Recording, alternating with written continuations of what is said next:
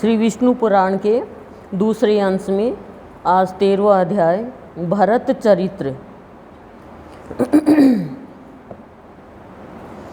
श्री मैत्रेयी जी बोले, हे भगवान, मैंने पृथ्वी, समुद्र, नदियों और ग्रहगण की स्थिति आदि के विषय में जो कुछ पूछा था सो अब आपने वर्णन कर दिया। उसके साथ ही आपने यह भी बतला दिया कि किस प्रकार यह समस्त त्रिलोकी भगवान विष्णु के ही आश्रित है और कैसे परमार्थ स्वरूप ज्ञान ही सब में प्रधान है। किंतु भगवान, आपने पहले जिसकी चर्चा की थी वह राजा भरत का चरित्र मैं सुनना चाहता हूँ, कृपा करके कहिए। कहते हैं, वे राजा भरत निरंतर योग युक्त होकर भगवान वासुदेव में चित्त लगाए सालग्राम क्षेत्र में रहा करते थे। इस प्रकार पुण्य देश के प्रभाव और हरि चिंतन से ही उनकी मुक्ति क्यों नहीं हुई, जिससे उन्हें फिर ब्राह्मण का जन्म लेना पड़ा।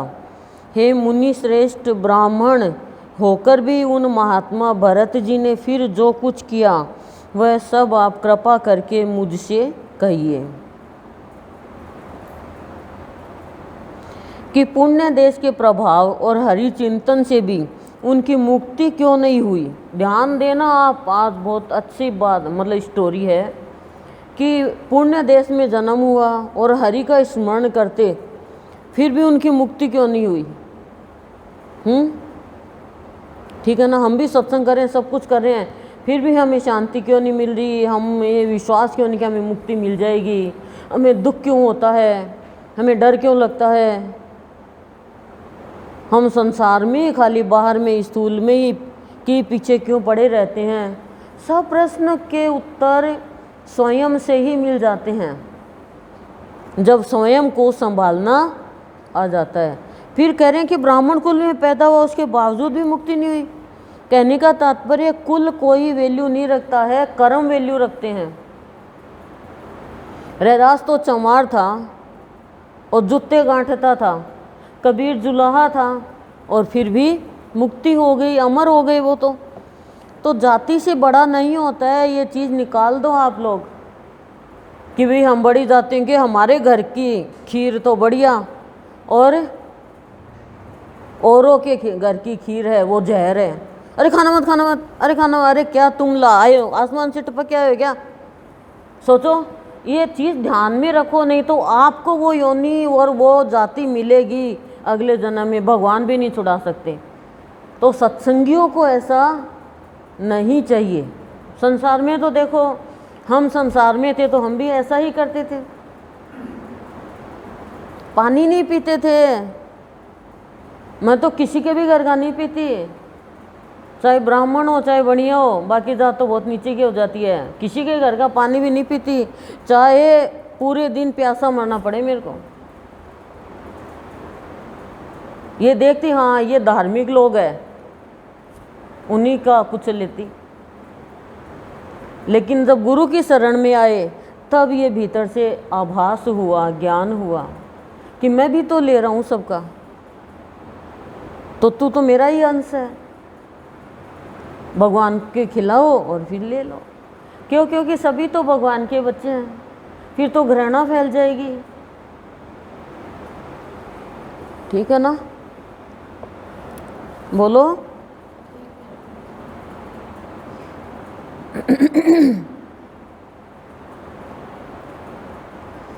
श्री पराशर जी बोल रहे हैं, अब प्रश्न का उत्तर दे रहे हैं। ठीक है। हे मैत्रेय, वे महाभाग पृथ्वीपति भरत जी भगवान में चित्त लगाए चिरकाल तक सालग्राम क्षेत्र में रहे। गुणवानों में श्रेष्ठ उन भरत जी ने अहिंसा आदि संपूर्ण गुण और मन के संयम में परम उत्कर्ष लाभ किया। बहुत अच्छी बात बताई है कि वो पृथ्वीपति भरत जी भगवान में चित्त लगाए और लंबे समय तक सालग्राम क्षेत्र में रहे।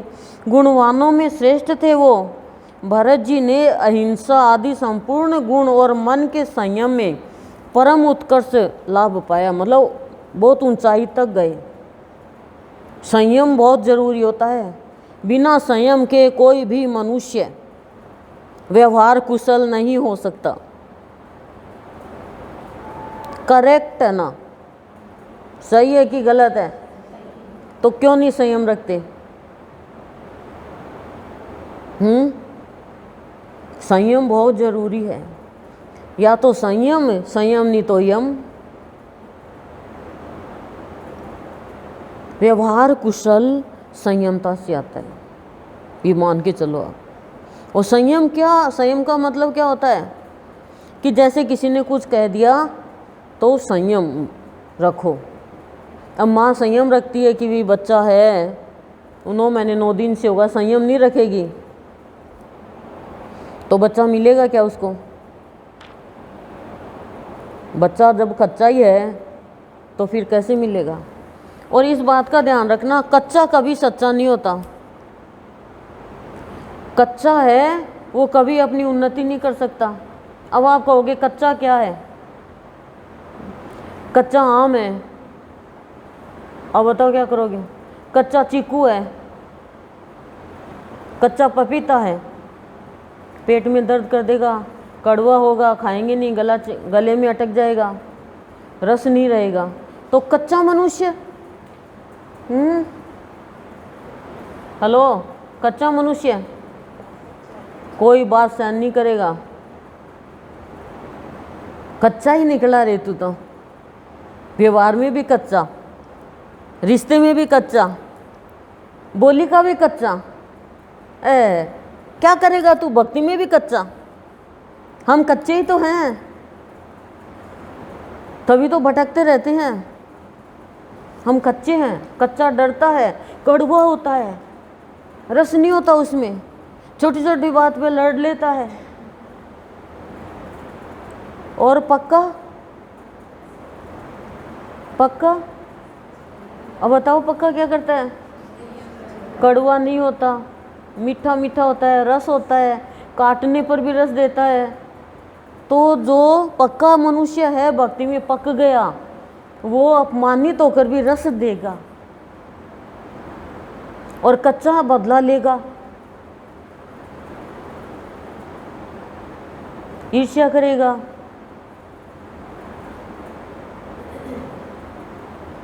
जैसे हमने खाना बनाया, बनाया नहीं बनाया तो ये तो बोलो हाँ बनाया, क्या पता आज बासड़ा क्या हो। तो अब गलती से अब 3-4 चीज़ बनाई, एक चीज़ रह गई, डालना भूल गए और लास्ट में खाए तो वो याद आ गई, सामने आई तो खा लिया। अब जो पहले खाया, वाह, भेदभाव करते हैं, हमें तो दिया ही नहीं, अनुमान लगा लिया, सोचा भी नहीं, और खाने वाले को ध्यान में भी नहीं रह गया हमने इसको नहीं दिया क्या। ये होता है अनुमान। और फिर क्या हुआ? खाया पिया जल गया। और दूसरा आता, अरे वाह, मतलब रसोई में काम करने वाले अलग से भी रखते हैं अपने खाने के लिए, हमें तो मिला ही नहीं।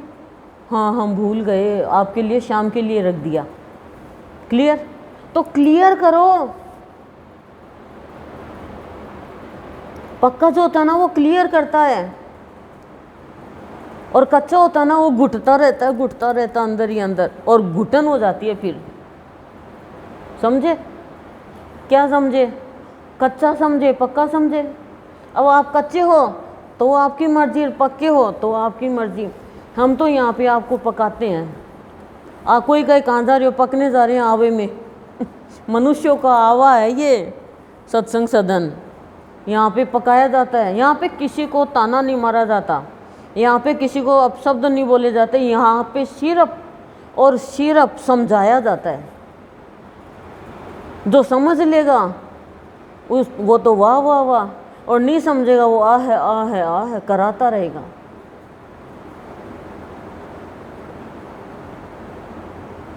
एक होता शरीर का दर्द, एक होता मन का दर्द। मन का दर्द खुद को तकलीफ देता है, किसी को पता नहीं चलता, और शरीर का दर्द दवाई ले लेंगे, गोली, ठीक हो जाएगा। पर मन का दर्द तो गुरु की अमृतवाणी की गोली से ही ठीक होगा। मन का दर्द क्या है? मन में कभी चिंता हो गई, कभी डर आ गया, कभी इज्जत का हो गया, ज़्यादा तो इज्जत के कारण ही करते हैं सब। गई इज्जत में मरा, जरा सोच गई इज्जत में मरा।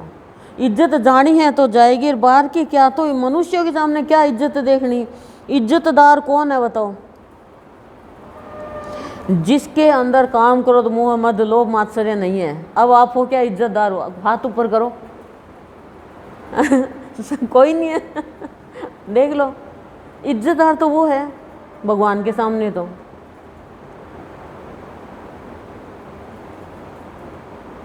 ठन गोपाल। क्यों? क्योंकि इज्जत तो हमें तो पर पुरुष यूज में ले रहे हैं, और जो पर पुरुष के पास जाएगी जो स्त्री, वो तो बदनाम होएगी ना। तो हम पर पुरुष है। ये तो काम क्रोध मोह मद लोभ, ये तो परम उत्कर्ष हर मनुष्य का हो सकता है, सत्संग में आने वाले का, यदि उसके अंदर संयम आ जाए और उसकी संगति अच्छी हो, और उसे ये ज्ञान हो कि ये अच्छी बात है, ये मुझे ग्रहण करनी है, फिर चाहे कोई भी कहे। और बुरी बात ग्रहण करोगे और सत्संग में भी आओगे तो परम उत्कर्ष नहीं होगा, और फिर कोई निष्कर्ष भी नहीं निकलेगा। परम उत्कर्ष होगा तो भी आप निष्कर्ष निकाल पाओगे किसी भी बात का। संसार में करते हैं विवाद, क्या करते हैं? पर सत्संगी करते हैं संवाद। समझे क्या? वो विवाद नहीं करते हैं, कोई करने वाला छोड़ देते हैं, उसको करती रह। प्याज है ये, बस वाद विवाद वाला प्याज बोल दो उसको। प्याज का छिलते जाओ छिलते जाओ छिलते जाओ, क्या निकलेगा लास्ट में? खत्म प्याज। तो प्याज की जैसे हैं। अब आपको हो गया आपने प्याज खाई ही नहीं, फिर आपको प्याज का कैसे पता? खाया नहीं पर खिलाया तो है, बच्चों को खिलाया काट काट के। हे यज्ञेश, हे अच्युत, हे गोविंद, हे माधव, हे अनंत, हे केशव, हे कृष्ण, हे विष्णु, हे ऋषिकेश, हे वासुदेव, आपको नमस्कार है। कितना नाम बोल दिया गुरुदेव का। आप अरे मेरा बाबूड़ा, अरे मेरा लाला, अरे मेरा छोटा सा गोटला, अरे मेरा मोटला। आप ये बच्चों को तो बोलते बताओ, भगवान को भी कभी बोलते हो? रिश्ता होगा तो भगवान को ही बोलेंगे। इस प्रकार राजा भरत निरंतर केवल भगवान नामों का ही उच्चारण किया करते थे। हे मैत्रेय, वे स्वप्न में भी इस पद के अतिरिक्त और कुछ नहीं कहते थे, और न कभी इसके अर्थ के अतिरिक्त और कुछ ही चिंतन करते थे। वे निःसंग योग युक्त और तपस्वी राजा भगवान की पूजा के लिए केवल समीध पुष्प और कुशा का ही संचय करते थे। इसके अतिरिक्त वे और कोई कर्म नहीं करते थे। कितना शुद्ध आचरण था। भगवान का ही नाम लिया करते स्वप्न में भी। एक दिन वे स्नान के लिए नदी पर गए और वहाँ स्नान करने के अनंतर उन्होंने स्नानोत्तर क्रियाएं की। हे ब्राह्मण, इतने ही में उस नदी तीर पर एक आसन प्रसवा यानी शीघ्र ही बच्चा जनने वाली प्यासी हरिणी वन में से जल पीने के लिए आई। उस समय जब वह प्राय जल पी चुकी थी, वहाँ सब प्राणियों को भयभीत कर देने वाली सिंह की गंभीर गर्जना सुनाई दी। एक हिरणी आई, उसके बच्चा होने वाला था, वो पानी पी रही थी, इतने में सिंह की आवाज़ सुनाई दी। तब वह अत्यंत भयभीत हो अकस्मात उछलकर नदी के तट पर चढ़ गई। अतः अत्यंत उच्च स्थान पर चढ़ने के कारण उसका गर्भ नदी में गिर गया। डर के कारण गर्भ गिर गया। नदी की तरंगमालाओं में पड़कर बहते हुए उस गर्भभ्रष्ट मृग बालक को राजा भरत ने पकड़ लिया। राजा भरत भी गया हुआ था वहाँ। हे मैत्रेय, गर्भपात के दोष से तथा बहुत ऊंचे उछलने के कारण वह हरिणी भी पछाड़ खाकर गिर पड़ी और मर गई। हरिणी मर गई, बच्चे को पैदा कर दिया। उस हरिणी को मरी हुई देख तपस्वी भरत उसके बच्चे को अपने आश्रम पर ले आए। हे मुने, फिर राजा भरत उस मृग छोने का नित्य प्रतिपालन पोषण करने लगे और वह भी उनसे पोषित होकर दिन दिन बढ़ने लगा। हिरनी के बच्चे का पालन पोषण करने लग गया। तपस्या कर रहे थे, लेकिन अब अचानक हिरनी का बच्चा, हिरनी मर गई। वह बच्चा कभी तो उस आश्रम के आसपास ही घास चरता रहता और कभी वन में दूर तक जाकर फिर सिंह के भय से लौट आता। प्रातः काल वह बहुत दूर भी चला जाता तो भी सायंकाल को फिर आश्रम में ही लौट आता और भरत जी के आश्रम की पर्णशाला के आंगन में पड़ा रहता। हे द्विज, इस प्रकार कभी पास और कभी दूर रहने वाले उस मृग में ही राजा का चित्त सर्वदा आसक्त रहने लगा। वह अन्य विषयों की ओर जाता ही नहीं। जो भगवान का चिंतन करता था, अब उसके स्मरण में वो हिरनी का बच्चा आ गया। जिन्होंने संपूर्ण राजपाट और अपने पुत्र तथा बंधु बांधवों को छोड़ दिया था, वे ही भरत जी उस हरिण के बच्चे पर अत्यंत ममता करने लगे। सोचो, राजा था और राजपाट सब छोड़ के, और वो आश्रम में रह रहा था नदी के पास किनारे, लेकिन फिर वो आसक्त हो गया, और वो भी पशु के बच्चे में। उसे बाहर जाने के अनंतर यदि लौटने में देरी हो जाती तो वे मन ही मन सोचने लगते, अहो उस बच्चे को आज किसी भेड़िए ने तो नहीं खा लिया। आसक्ति चिंता करती है। हम भी तो ऐसे ही सोचते ना, बच्चा या पति लेट आए तो ये कर लिया क्या, ये कर लिया क्या, कहाँ पे हो। किसी सिंह के पंजे में तो आज वह नहीं पड़ गया। देखो उसके खुरों के चिन्हों से यह पृथ्वी कैसी चित्रित हो रही है। मेरी ही प्रसन्नता के लिए उत्पन्न हुआ वह मृग छोना न जाने आज कहाँ रह गया है। थोड़ी सी भी देर कर देता तो वो चिंतित हो जाता। क्या वह वन से कुशल पूर्वक लौटकर अपने सींगों से मेरी भुजा को खुजलाकर मुझे आनंदित करेगा? सोचता है, क्योंकि वो खेलता था ना उसके साथ। देखो उसके नवजात दांतों से कटी हुई शिखा वाली ये कुश और काश समाध्यायी यानी शिखाहीन ब्रह्मचारियों के समान कैसे सुशोभित हो रहे हैं। देर के गए हुए उस बच्चे के निमित्त भरत मुनि इसी प्रकार चिंता करने लगते थे, और जब वह उनके निकट आ जाता तो उसके प्रेम से उनका मुख खिल जाता था। इस प्रकार उसी में आसक्त चित्त रहने से राज्य भोग समृद्धि और स्वजनों को त्याग देने वाले भी राजा भरत की समाधि भंग हो गई। उस राजा का स्थिर चित्त उस मृग के चंचल होने पर चंचल हो जाता और दूर चले जाने पर दूर चला जाता। इसीलिए तो चित्त की विशेषता बताते हैं। योग वशिष्ठ में भी विशेषकर चित्त की विक्षिप्तियाँ बताई थी कि चित्त है उसको शुद्ध रखना चाहिए, नहीं तो मनुष्य मुक्त नहीं हो सकता। कालांतर में राजा भरत ने उस मृग बालक द्वारा पुत्र के सजल नयनों से देखे जाते हुए पिता के समान अपने प्राणों का त्याग किया। मर गया, ठीक है। कौन मर गया? हिरनी का बच्चा। हे मैत्रेय, राजा भी प्राण छोड़ते समय स्नेहवश उस मृग को ही देखता रहा तथा उसी में तन्मय रहने से उसने और कुछ भी चिंतन नहीं किया। तदंतर उस समय की सुदृढ़ भावना के कारण वह जम्बू मार्ग के घोर वन में अपने पूर्व जन्म की स्मृति से युक्त एक मृग हुआ।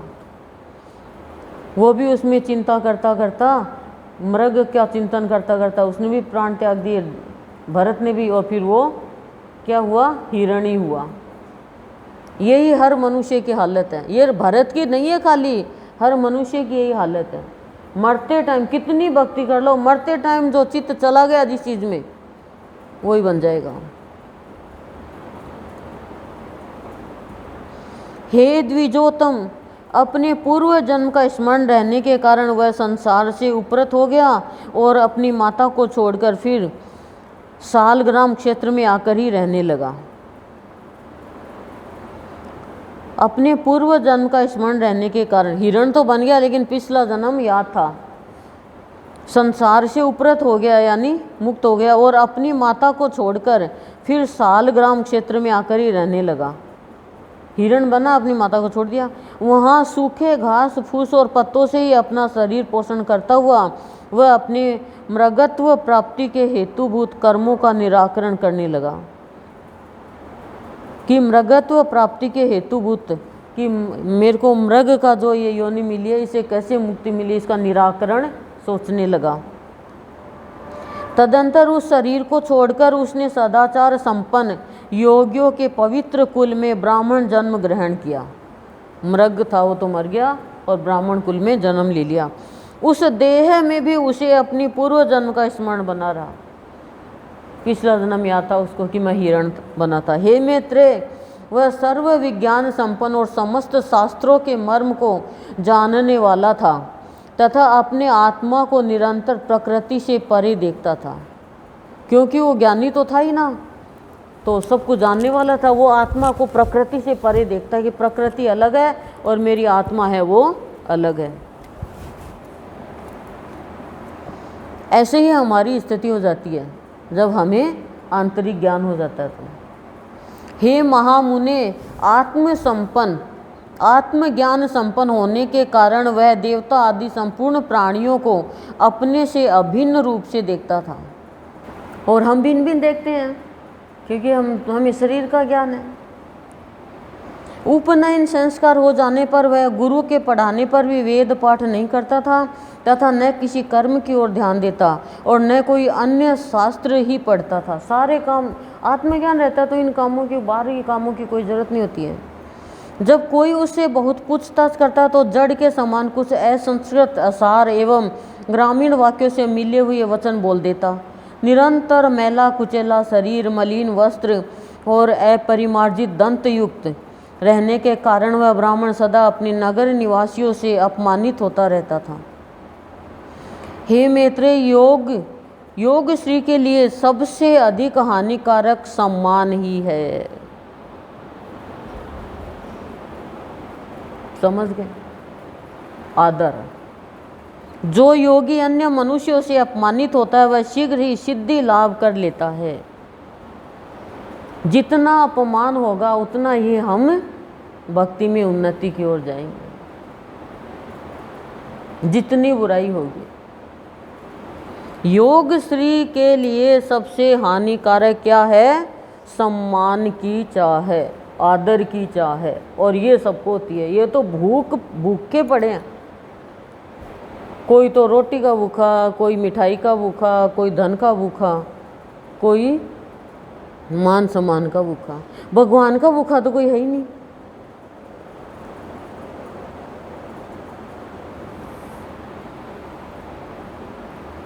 अतः योगी को सन्मार्ग को दूषित न करते हुए ऐसा आचरण करना चाहिए जिससे लोग अपमान करें और संगति से दूर रहे।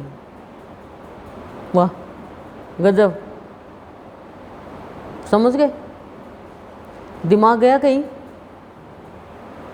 योगी को सन्मार्ग को दूषित नहीं करते हुए ऐसा आचरण करना चाहिए जिससे लोग अपमान करें और संगति से दूर रहे। समझ गए? समझना अलग बात है, समझ के उस पर चलना विशेष बात है। हिरण्यगर्भ के इस सार युक्त वचन को स्मरण रखते हुए वे महामति विप्रवर अपने आप को लोगों में जड़ और उन्मत्त प्रकट करते। कुल मांस यानी जौ आदि, धान, शाक, जंगली फल अथवा कण आदि जो कुछ भक्ष्य मिल जाता उस थोड़े से को भी बहुत मानकर वे उसी को खा लेते और अपना कालक्षेप करते रहते। हमें तो मिस्सी रोटी खानी है, नहीं बनाई तो हम तो घर में मचा देते हैं महाभारत। बोलो, जो चीज़ खानी वो नहीं बनी तो हम तो ऐसे बनाते रहते हैं सबके लिए, हमारे लिए कभी कुछ बनाते ही नहीं। एक दिन आप अपने लिए बना लो और क्या आज ये क्यों, आज मैंने मेरी पसंद की बनाई, फिर देखो अच्छा भी माहौल बन सकता है। ऐसा नहीं है, कभी तो अपनी पसंद का भी बनाओ। सबकी परिवार में सबकी पसंद का बनाते हो। फिर पिता के शांत हो जाने पर उसके भाई बंधु उनका सड़े गले अन्न से पोषण करते हुए उनसे खेती बाड़ी का कार्य कराने लगे। पिता मर गया, माँ मर गई, अब भाई ने परेशान करना चालू कर दिया। वे बैल के समान पुष्ट शरीर वाले और कर्म में जड़वत निश्चेष्ट थे। बैल के समान पुष्ट शरीर वाले और कर्म में जड़वत निश्चेष्ट थे। ऐसी होती है योगियों की स्थिति। अतः केवल आहार मात्र से ही वे सब लोगों के यंत्र बन जाते थे।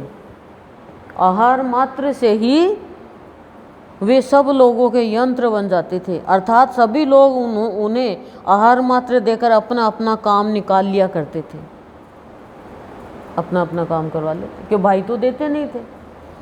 उन्हें इस प्रकार संस्कार शून्य और ब्राह्मण वेश के विरुद्ध आचरण वाला देख रात्रि के समय वृषत राज के सेवकों ने बलि की विधि से सुसज्जित कर काली का बलि पशु बनाया बलि देने के लिए।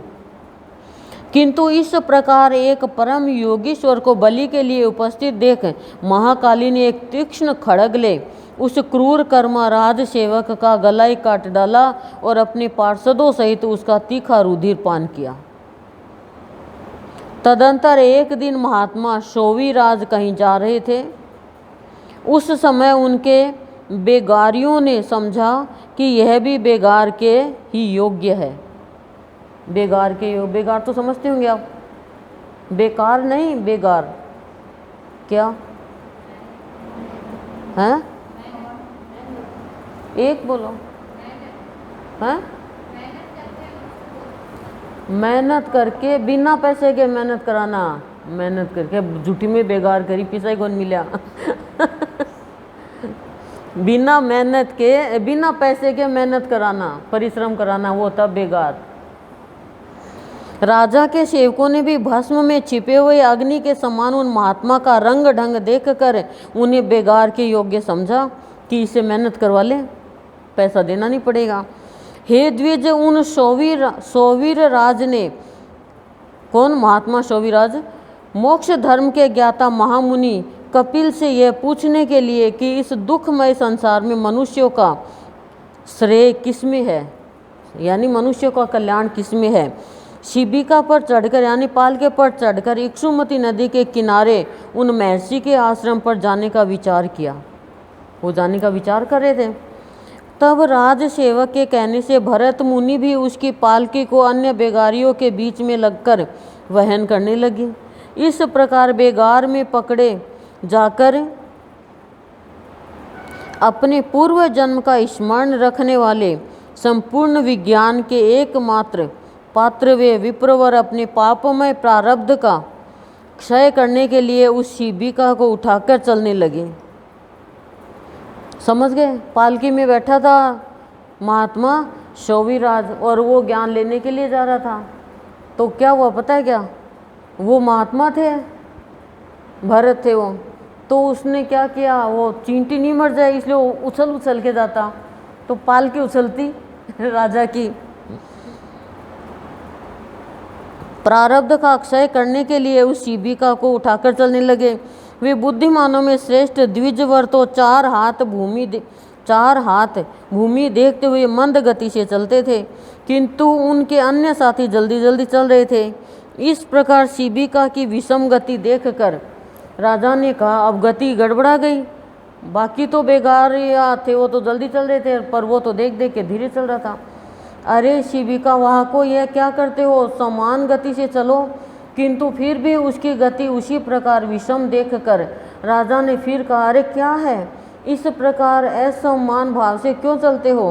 राजा के बार बार ऐसे वचन सुनकर वे शिबिका वाहक भरत जी को दिखाकर कहने लगे, हम में से एक यही धीरे धीरे चलता है। राजा ने धीरे भी चला, उछल भी रहा था, वो जो चींटी आ गई तो उछल रहा था राजा को झटके लग रहे थे। राजा ने कहा, अरे तूने तो अभी मेरी शिबिका को थोड़ी ही दूर वहन किया है, क्या इतने ही में थक गया? तू वैसे तो बहुत मोटा मुष्टंडा दिखाई देता है, फिर क्या तुझमें इतना भी श्रम नहीं सहा जाता? ब्राह्मण बोले, राजन मैं न तो मोटा हूँ और न मैंने आपकी शिबिका ही उठा रखी है, मैं थका भी नहीं हूँ और न मुझे श्रम सहन करने की ही आवश्यकता है, क्यों शरीर का भाव ही नहीं था ना। राजा बोले, अरे तू तो प्रत्यक्ष ही मोटा दिखाई दे रहा है, इस समय भी शिबिका तेरे कंधे पर रखी हुई है और बोझा ढोने से देहधारियों को श्रम होता ही है, पर तू कह रहा न शिबिका उठा रखी न मेरा मैं श्रम कर रहा हूँ। ब्राह्मण बोले, राजन तुम्हें प्रत्यक्ष क्या दिखाई दे रहा है, मुझे पहले यही बताओ। बातचीत होने लग गई।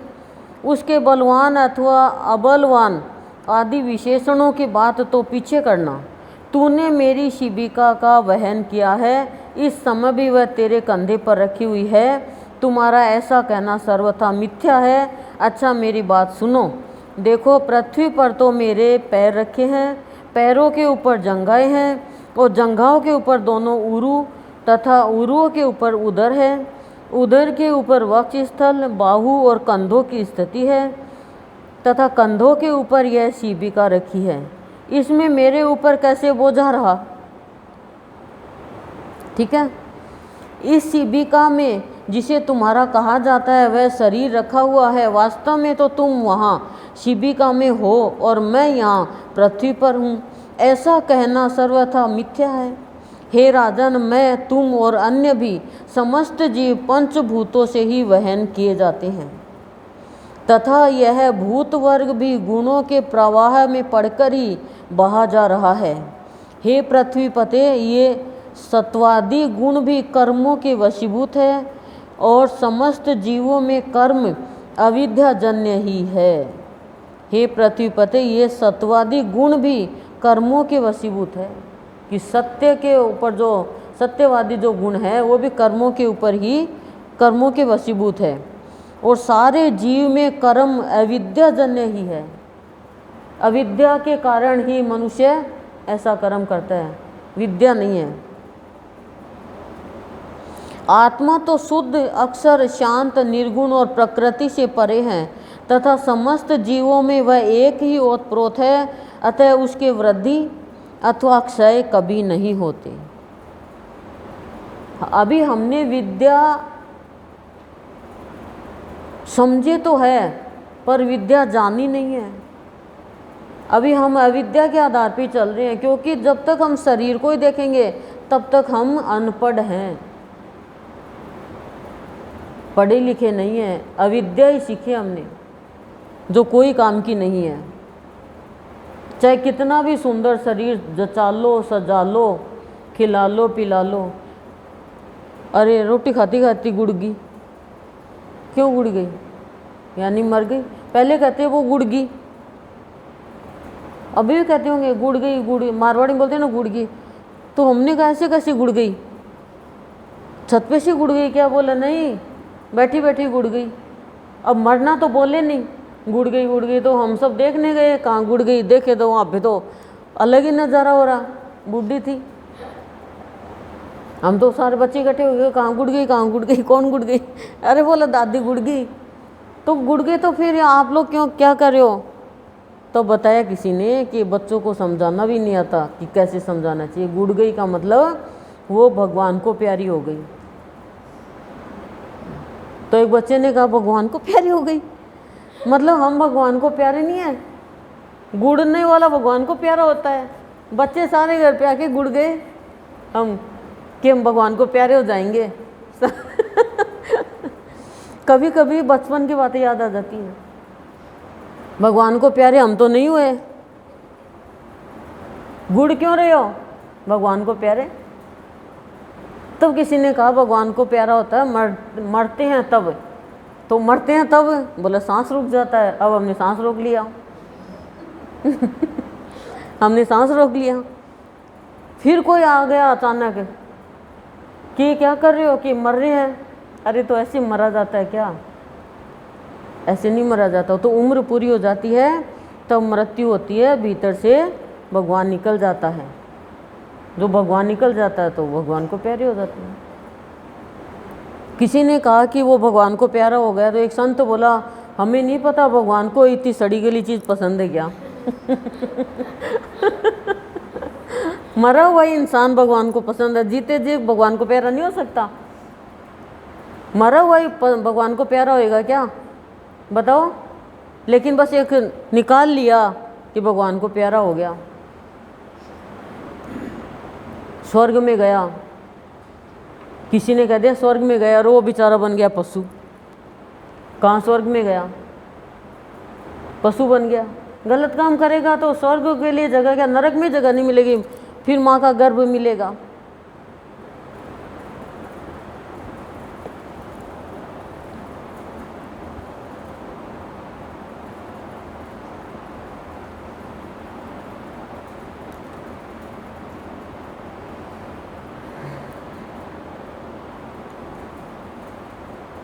कहाँ को हो गया,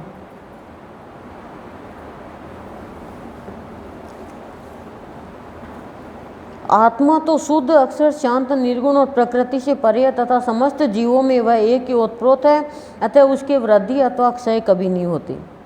हे नृप, जब उसके उपचय यानी वृद्धि, अपचय यानी क्षय ही नहीं होते तो तुमने यह बात किस युक्ति से कही कि तू मोटा है। उसका न क्षय होता ही नहीं, आत्मा तो मोटी होती नहीं, ना उम्र बढ़ती हो तो जैसी है वैसी है। यदि क्रमशः पृथ्वी, पाद, जंघा, कटी, उरु और उदर पर स्थित कंधों पर रखी हुई यह शिबिका मेरे लिए भार रूप हो सकती है तो उसी प्रकार तुम्हारे लिए भी तो हो सकती है, क्योंकि ये पृथ्वी आदि तो जैसे तुमसे पृथक है वैसे ही मुझ आत्मा से भी सर्वथा भिन्न है। तथा इस युक्ति से तो अन्य समस्त जीवों ने भी केवल शिबिका ही नहीं बल्कि संपूर्ण पर्वत, वृक्ष, ग्रह, पृथ्वी आदि का भार उठा रखा है। हे राजन, जब प्रकृति जन्य कारणों से पुरुष सर्वथा भिन्न है तो उसका परिश्रम भी मुझको कैसे हो सकता है। और जिस द्रव्य से यह शिबिका बनी हुई है उसी से यह आपका, मेरा अथवा और सबका शरीर भी बना है जिसमें कि ममत्व का आरोप किया हुआ है। ये आत्मज्ञान मिल रहा है आप लोगों को, पर आप लोगों का ध्यान नहीं जा रहा है। श्री पराशर जी, यही तो आत्मज्ञान है, ये तो ब्रह्म ज्ञान है। और क्या ब्रह्म ज्ञान होता है, पर आप लोगों ने ध्यान नहीं दिया होगा। राजा को ब्रह्म ज्ञान करवा रहे हैं। भरत जी, श्री पराशर जी बोले, ऐसा कहे वे द्विजवर शिबिका को धारण किए हुए ही मौन हो गए और राजा ने भी तुरंत पृथ्वी पर उतरकर उनके चरण पकड़ लिए। जा तो रहा था आत्मज्ञान के लिए। राजा बोला, अहो द्विजराज, इस शिबिका को छोड़कर आप मेरे ऊपर कृपा कीजिए। प्रभु कृपया बताइए, इस जड़ वेश को धारण किए आप कौन हैं? हे विद्वान, आप कौन हैं? किस निमित्त से यहाँ आपका आना हुआ तथा आने का क्या कारण है, यह सब आप मुझसे कहिए। मुझे आपके विषय में सुनने की बड़ी उत्कंठा हो रही है। ब्राह्मण बोला, हे राजन सुनो, मैं अमुक हूँ, यह बात कही नहीं जा सकती। और तुमने जो मेरे यहाँ आने का कारण पूछा सो आना जाना आदि सभी क्रियाएं कर्म फल के उपभोग के लिए ही हुआ करती है। सुख दुख का भोग ही देह आदि की प्राप्ति कराने वाला है तथा धर्मजन्य सुख दुखों को भोगने के लिए ही जीव देहादि धारण करता है। हे भूपाल, समस्त जीवों की संपूर्ण अवस्थाओं के कारण ये धर्म और अधर्म ही है। फिर विशेष रूप से मेरे आगमन का कारण तुम क्यों पूछते हो? सारा ज्ञान करा दिया। राजा बोला, अवश्य ही समस्त कार्यों में धर्म और अधर्म ही कारण है। कर्म फल के उपभोग के लिए ही एक देह से दूसरे देह में जाना होता है, किंतु आपने जो कहा कि मैं कौन हूँ यह नहीं बताया जा सकता, इसी बात को सुनने की मुझे इच्छा हो रही है। हे ब्राह्मण, राजा ने पूछा, आप कौन? बोले, नहीं बताया जा सकता। हे ब्राह्मण, जो है अर्थात जो आत्मा कर्ता भोक्ता रूप से प्रतीत होता हुआ सदा सत्ता रूप से वर्तमान है वही मैं हूँ। ऐसा क्यों नहीं कहा जा सकता? हे द्विज, वह अहम शब्द तो आत्मा में किसी प्रकार के दोष का कारण नहीं होता। अहम यानी मैं वही हूँ। ब्राह्मण बोले, हे राजन, तुमने जो कहा कि अहम शब्द से आत्मा में कोई दोष नहीं आता, सो ठीक ही है, किंतु अनात्मा में ही आत्म तत्व का ज्ञान कराने वाला भ्रांति मूलक अहम शब्द ही दोष का कारण है। हे नृप, अहम शब्द का उच्चारण जिह्वा, दांत, ओष्ठ और तालु से होता है, किंतु ये सब शब्द के उच्चारण के कारण है, अहम यानी मैं नहीं। तो क्या जिह्वादि कारणों के द्वारा यह वाणी ही स्वयं अपने को अहम कहती है? नहीं। अतः ऐसी स्थिति में तू मोटा है, ऐसा कहना भी उचित नहीं है। सिर तथा कर चरणादि रूप यह शरीर भी आत्मा से पृथक ही है। अतः हे राजन, इस अहम शब्द का मैं कहाँ प्रयोग करूं? तथा हे नृप श्रेष्ठ, यदि मुझसे भिन्न कोई और भी सजातीय आत्मा हो तो भी यह मैं हूँ और यह अन्य है, ऐसा कहा जा सकता है। किंतु जब समस्त शरीरों में एक ही आत्मा विराजमान है, तब आप कौन है? मैं वह हूँ। ये सब वाक्य निष्फल है।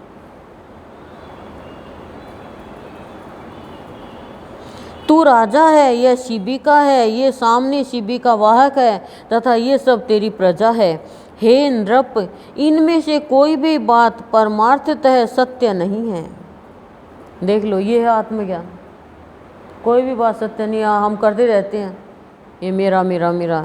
हे राजन, वृक्ष से लकड़ी हुई और उससे तेरी यह शिबिका बनी, तो बता इसे लकड़ी कहा जाए या वृक्ष? किंतु महाराज, वृक्ष पर बैठे हैं ऐसा कोई नहीं कहता और न कोई तुझे लकड़ी पर बैठा हुआ ही बताता है। सब लोग शिबिका में ही बैठा हुआ ही कहते हैं। हे नृप श्रेष्ठ, रचना विशेष में स्थित लकड़ियों का समूह ही तो शिबिका है। यदि वह उससे कोई भिन्न वस्तु है तो काष्ठ को अलग करके उसे ढूंढो। अलग वस्तु है तो ढूंढो, मतलब तुझे शरीर ही कहा जाएगा, बल्कि तू आत्मा है। मनुष्य ज्ञानता के कारण वृक्ष का हो गया लकड़ी, ऐसे तो तू राजा भी नहीं है और तू शरीर भी नहीं है। इसी प्रकार छत्र की शलाकाओं को अलग रखकर छत्र का विचार करो कि वह कहाँ रहता है। यही न्याय तुम में और मुझ में लागू होता है, अर्थात मेरे और तुम्हारे शरीर भी पंचभूत से अतिरिक्त और कोई वस्तु नहीं है। सबका शरीर 5 भूतों से यानी 5 तत्वों से बना है। पुरुष, स्त्री, गौ, अज यानी बकरा, अश्व, गज, पक्षी और वृक्ष आदि लौकिक संज्ञाओं का प्रयोग कर्म हेतुक शरीरों में ही जानना चाहिए। हे राजन, पुरुष यानी जीव तो न देवता है, न मनुष्य है, न पशु है और न वृक्ष है। ये सब तो कर्मजन्य शरीरों की आकृतियों के ही भेद है।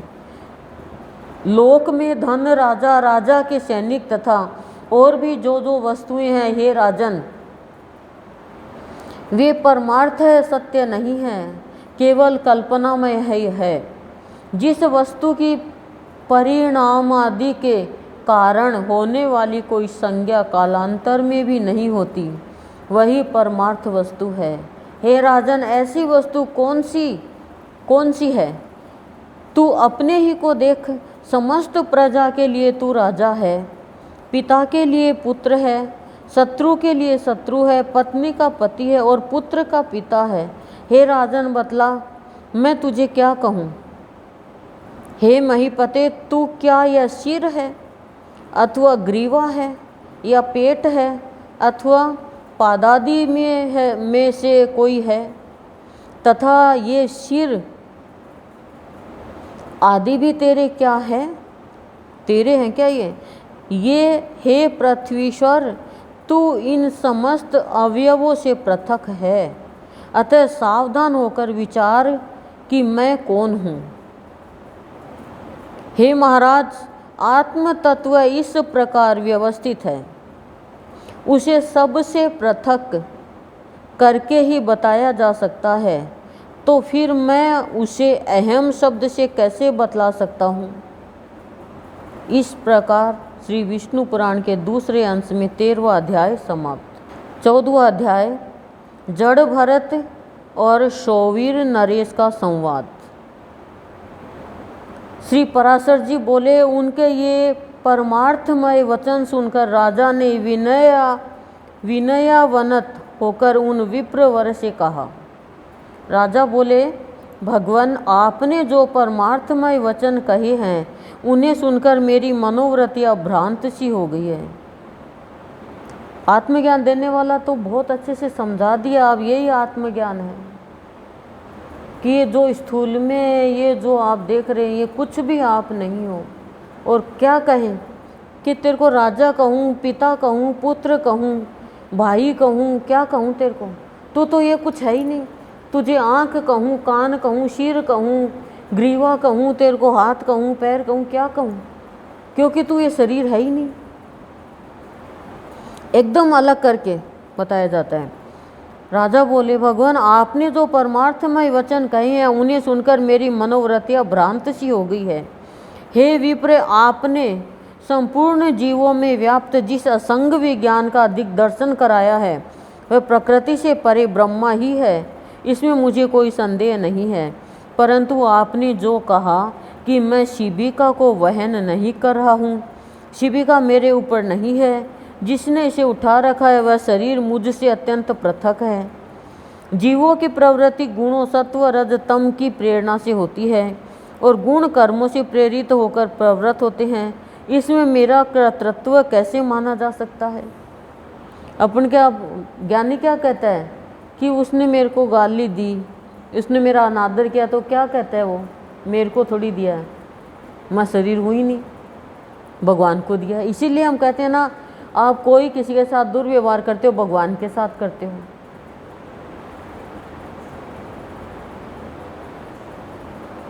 हे परमार्थज्ञ, यह बात मेरे कानों में पड़ते ही मेरा मन परमार्थ का जिज्ञासु होकर बड़ा उतावला हो रहा है। हे द्विज, मैं तो पहले ही महाभाग कपिल मुनि से यह पूछने के लिए कि बताइए संसार में मनुष्यों का श्रेय किसमें है, उनके पास जाने को तत्पर हुआ हूँ। वो कपिल मुनि के आश्रम में जा रहे कि मनुष्य का श्रेय का मतलब होता है कल्याण, भला, शांति का मार्ग। किंतु बीच ही में आपने जो वाक्य कहे हैं उन्हें सुनकर मेरा चित्त परमार्थ श्रवण करने के लिए आपकी ओर झुक गया है। रास्ते चलते संत मिल गया। हे द्विजे, कपिल मुनि सर्वभूत भगवान विष्णु के ही अंश है।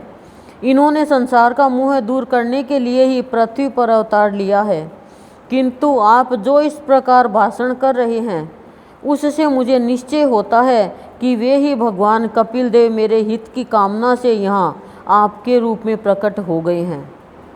राजा कह रहा है, कपिल मुनि को तो जानते होंगे, सगर के 60,000 पुत्रों को श्राप दे दिया था। और देखो कहाँ कैसे बात हुई। कपिल मुनि को तो पता भी नहीं, इंद्र बांध गया घोड़ा। और सगर के पुत्र ने सोचा, अरे चोर, घोड़ा लिया है हमारा चुरा के अश्वमेध यज्ञ का, और फिर तपस्या कर रहा है, ढोंगी कहीं का। देखो कहाँ से कहाँ बात पहुँच गई। अनुमान, इसीलिए कहते हैं अनुमान पाप है। अब ढोंग कर रहा है, वो तो अपनी समाधि में लीन थे कपिल मुनि तो। और ये पहले से फिक्स था। भगवान ने, कृष्ण भगवान ने क्या कहा, मुनियों में मैं कपिल हूँ, कपिल मुनि हूँ। फिर उनको गुस्सा आया, उनको जलाने लगे कपिल मुनि को, जलाओ इसको, ढोंगी है ये। तब श्राप दीजिए कि सब के सब राख हो जाओ, सब जल गए। तब भगीरथ, उनके ही परिवार का भगीरथ और गंगा को लाता है। बोला हमारा मुक्ति का कारण तो बताओ। तो कहा, गंगा जब धरती पे आएगी तब तुम्हारी मुक्ति होगी, तब मुक्ति होगी। बताई हुई ये बात, बहुत अच्छी स्टोरी है ये। बताएंगे कभी सगर कौन था, सगर की पत्नी कौन थी, बहुत अच्छी स्टोरी है।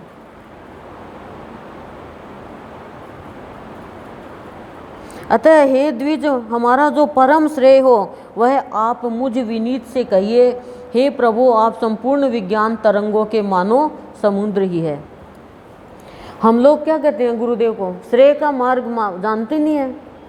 हम तो प्रिय का मार्ग चाहिए, हमें तो भोग का मार्ग। हमारा ये हो गया, हमारा ये हो गया, हमारे ये हो गया, हमारी ये कर दो, हमारी वो कर दो, ये भगवान बस ये। आकर भी बैठेंगे तो देखेंगे हाँ जल्दी सी जगह मिल जाएगी, जबकि तो इतना बड़ा है, तो आपको तो शांति से बैठना है। सत्संग का मार्ग ही प्रेय का मार्ग है। यहाँ आते आते श्रद्धा के साथ गुरुदेव के वचनों को सुनोगे। सुबह जो दिया जाता है, सुबह सुबह सत्संग किस लिए करते हैं? बताओ क्या? पूरे दिन की तो बात अलग है, बात दूसरी है। सुबह सुबह हम शुद्ध होते हैं हृदय से, कोई की बुराई नहीं, कोई में अवगुण नहीं देखा। धीरे धीरे तो सोच लेते हैं फ़ोन से बात करके, पड़ोस में बात करके, तेरी मेरी करके अशुद्ध, तो वो तुरंत वो ज्ञान चला जाता है और वो काम करना चालू कर देता है। और उठते हैं तो भी हे भगवान लेट नहीं हो जाए, हे भगवान जल्दी जाऊँ, हे भगवान जल्दी जाऊँ। आज का श्रृंगार बड़ा प्रेम से प्रिय रूप से किया हुआ है, देखते हैं गुरुदेव प्रिय हो रहे हैं।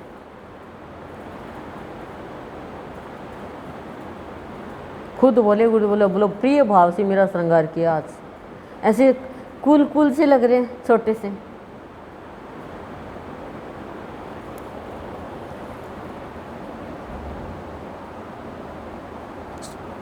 गुरुदेव से भी हम आके पूछे मेरी मुक्ति कैसे होगी, मुझे ज्ञान कैसे होगा, मुझे प्रेय का मार्ग नहीं श्रेय का मार्ग चाहिए। ब्राह्मण बोले हे राजन तुम श्रेय पूछना चाहते हो या परमार्थ? क्योंकि हे भूपते श्रेय तो सब अपारमार्थिक ही है, कि श्रेय तो सब अपारमार्थिक है, यानी पारमार्थिक नहीं है। श्रेय का मार्ग तो ऊंचा मार्ग है, श्रेय का आत्मा का मार्ग है ये। लेकिन अब ये क्या कह रहे हैं यहाँ पे हमें सुनना है। आप गुरुदेव से जो ये ज्ञान आपको दिया जाता, भगवत गीता में दिया गया, योग वशिष्ठ में दिया गया, इसमें दिया जा रहा है, सब साहित्य में दिया जा रहा है, वो इसीलिए दिया जा रहा है कि आप भी तुरंत बोल दो। आप अभी बाजार में देख लोगे ना, या यहाँ पे कोई की साड़ी देख लो तो मन भी ला के दो जी, सेल लग रही है चलो मेरे साथ में, फ़ोन करके बुला लेंगे। और या फिर कह देंगे आज हलवाई की दुकान पे जलेबी बन रही थी जी, जलेबी ले आए आती टाइम। तो भगवान ये सुन कर के आप लोग क्यों नहीं गुरुदेव को बोलते, गुरुदेव जी मेरे को भी देना जी, गुरुदेव जी। कल कितना अच्छा भजन गया, चर्चा कर श्या जी में ब्रह्मा जी ने पास्या जी, चर्चा कर श्या जी। करी क्या चर्चा?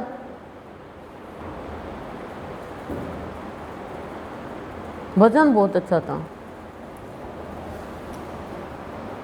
हे नृप जो पुरुष देवताओं की आराधना करके धन संपत्ति पुत्र और राज्य आदि की इच्छा करता है, जो राजा पुरुष देवताओं की आराधना करके, सुनना सभी राजा है अपने घर में, क्योंकि राजा का तो राज्य गया, अब पर सभी राजा है। वो एक नाई और नाइन नहीं थे क्या कि तुम मन राजा बोलिए, मैं तुम मन रानी बोलिए।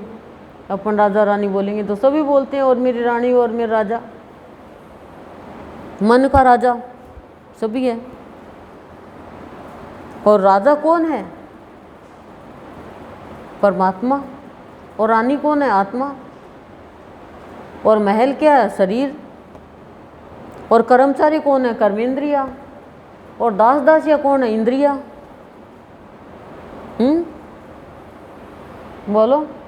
और सेवक सेविका कौन है? ये व्रतियाँ। यही तो महल है, यही तो राजा रानी का स्थान है, लेकिन भूल गए।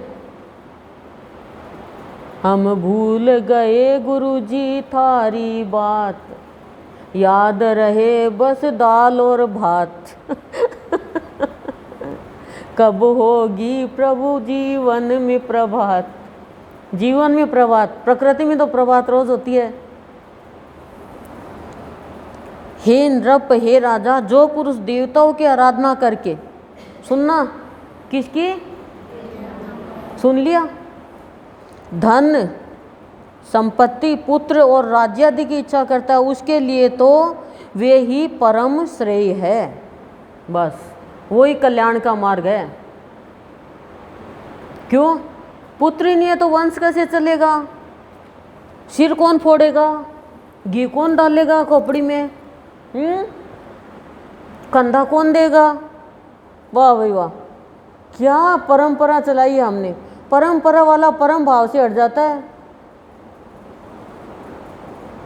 परम भाव तो चरम सीमा तक पहुंचा देता है भक्ति के।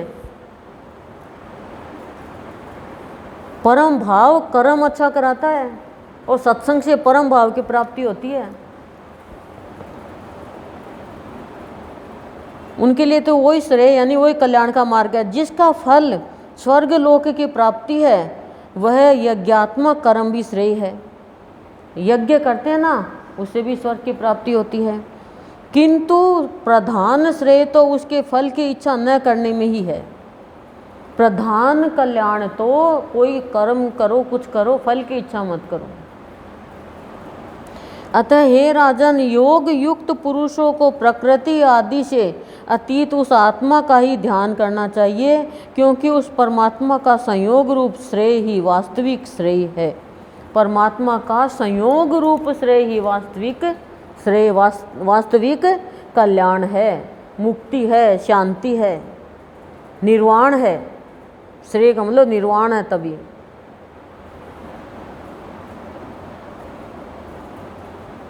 और ध्यान किसका करना चाहिए? आत्मा का। अब आत्मा का पता हो तो करे ना। इस प्रकार पता क्या है कि मैं जो हूँ वो हूँ ही नहीं। मैं तो शांत स्वरूप हूँ, भाव स्वरूप हूँ, ज्योति स्वरूप हूँ, शुद्ध हूँ, बुद्ध हूँ, निरंजन हूँ, निर्विकार हूँ। ये हूँ मैं, नहीं हूँ क्या? वो आत्मा का ही भाव है। ये आत्मा के गुण, हम आत्मा के गुण से हट गए।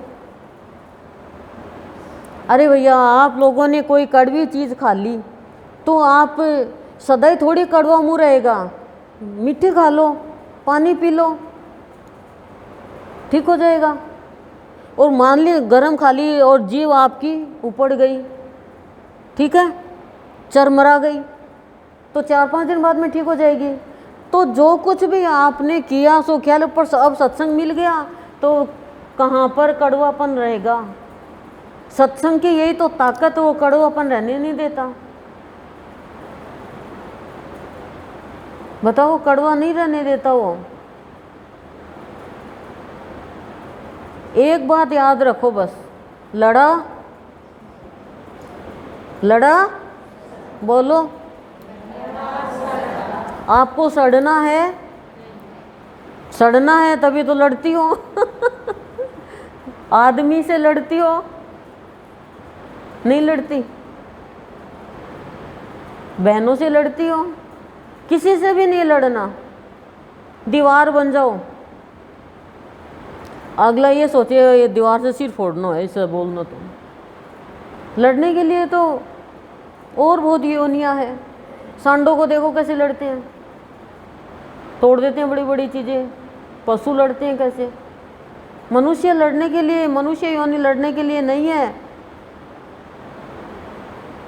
नहीं तो बढ़ा और बड़ा, लड़ोगे नहीं तो बड़ा और बड़ा। जो नहीं लड़ोगे तो बड़ा और बड़ा हो जाओगे। महाभारत का युद्ध हुआ, लाशें सड़ रही है।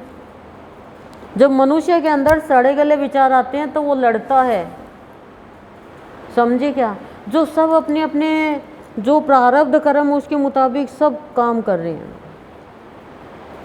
आप चाहे कितनी भी मीन मेख निकालो, कुछ भी करो, हाँ अन्याय और अधर्म होता दिखे वहाँ पे आपको, अब मनुष्य हो, यथार्थ ज्ञान होना चाहिए।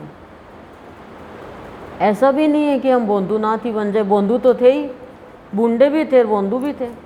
कल भी कहा था मैंने, चाकू बूंदा हो जाए तो अब हम शार्प तेज हो रहे हैं, किसके लिए? अपने ही बुरे कर्मों को काटने के लिए। देखो, एक श्रोता होता है सुपारी काटने का, ठीक है, एक श्रोता होता है कैरी काटने का, एक श्रोता होता है कान में बात सुनने का, 3 और श्रोता बोलो दुनिया की बात सुनने का। आप कौन से श्रोता हो? मिक्स हो, आप बात काटने वाले श्रोता हो। किसी की अच्छी बात, उन्नति काटने वाले श्रोता हो। आप किसी को भी देख लो, कोई ने काम करा, दूसरे को आप बुलाओ, उसमें मीन मेख निकालेगा, चाहे कितना ही बढ़िया हो। अपना बढ़िया बताएगा, आप देख लो परख के कहीं पर भी। लेकिन जो श्रेय का मार्ग अपना लेता है, संत का मार्ग अपना लेता है, वो कहता जो होता है। तो फिर क्यों दुखी होते हो? अच्छा करते जाओ, अच्छा हो जाएगा। आपको कोई कहे तेरे साथ बुरा होगा, अरे भाई क्यों होगा बुरा? मैंने बुरा किया ही नहीं तो क्यों होगा बुरा? डंके की चोट का हो ये। कोई आपको कहे कि तेरा बुरा होगा, क्यों होगा बुरा? मैंने अच्छा किया तो अच्छा होगा मेरा। इतना विश्वास होना चाहिए आपको। सब्जी खराब करी है तो खराब थाली में आएगी, अच्छी करी है तो खराब कोई बताए चाहे वो अच्छी है। सब्जी खराब नहीं होनी चाहिए, खीर खराब नहीं होनी चाहिए, घर खराब नहीं होना चाहिए, और ज़िंदगी चाहे खराब हो जाए, जंग नहीं लगना चाहिए बर्तनों के, चाहे जीवन के जंग लग जाए। हमारे साथ कोई झूठ नहीं बोले, हम चाहे कितने झूठ बोले, ये भोग का मार्ग है। समझे? नहीं समझे? अरे बोलो तो सही, मिश्री तो घोलो। ये मिश्री घोलना है, बोलना कि हाँ भाई आत्मा जग तो रही है।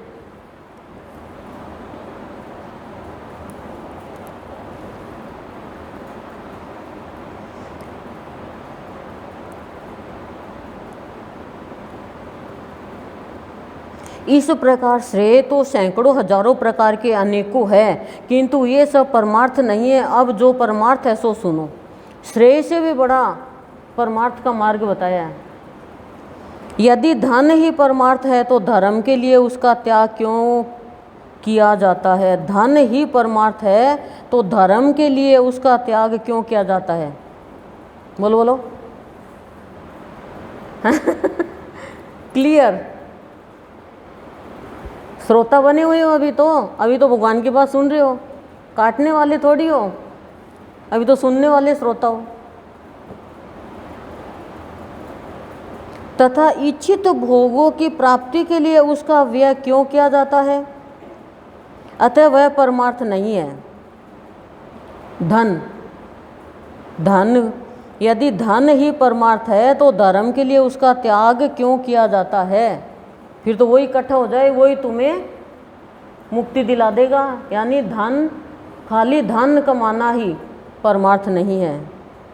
हे नरेश्वर, यदि पुत्र को परमार्थ कहा जाए तो वह अन्य यानी अपने पिता का परमार्थ भूत है, तथा उसका पिता भी दूसरे का पुत्र होने के कारण उस अपने पिता का परमार्थ होगा।